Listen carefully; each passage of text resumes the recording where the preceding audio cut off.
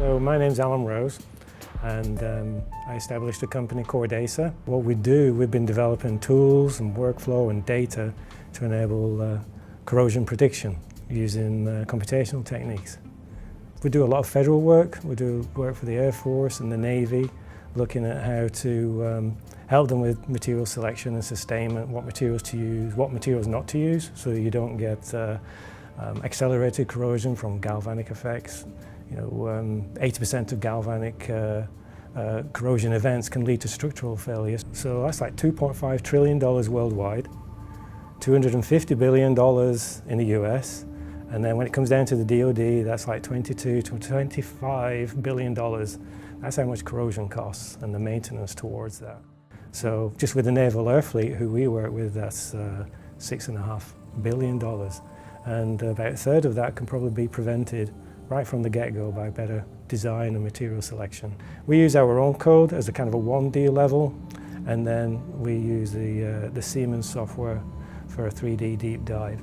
I think the best thing that we can deliver to our customers is, rather than them waste 1,000 hours testing materials, cut and try, oh, try this coating, wait another 1,000 hours. Well, if you can just characterize them, it just takes 1 day to characterize in the lab.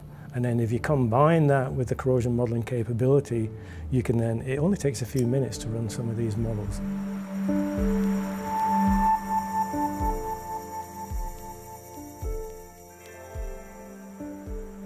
It's also non-destructive. If you're testing materials, you just make them rust, and that's that.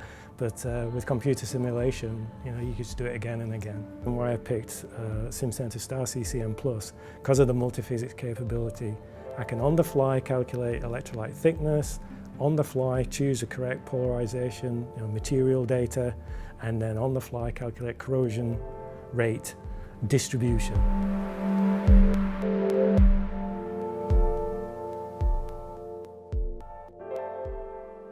By hooking into a well-respected code, the manual is what, 12,000 pages long? And it's been verified and validated for other cases, so it's a tool, it's out there already. So there's very little question about the V&V in terms of the numerics. It's just a new application.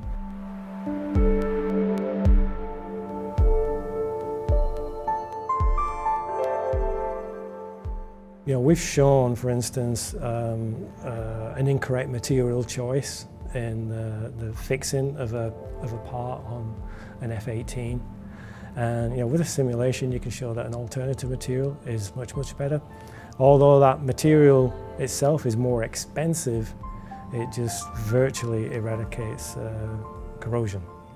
So I don't know what the monetary value is, but when you think about the operators that have to exchange a lot of bushings in these holes, and there's thousands of them, and they've avoided that, or they don't have to do it as often because we now know of a better material choice, I would easily think you'll be saving millions.